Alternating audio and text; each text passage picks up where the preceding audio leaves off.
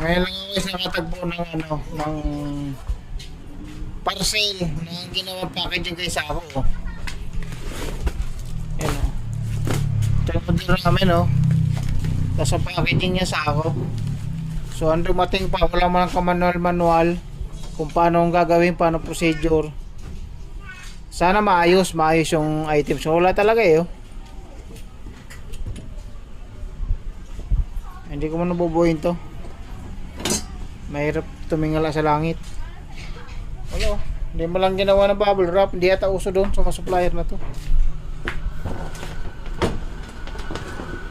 Kasi siyempre, pag mga baguhan sa ating item, dapat may manual talaga yan kung paano talagang pagbubuo. Wala man lang binigay eh. Tornilyo eh, ilan lang. Sako pa ang ano.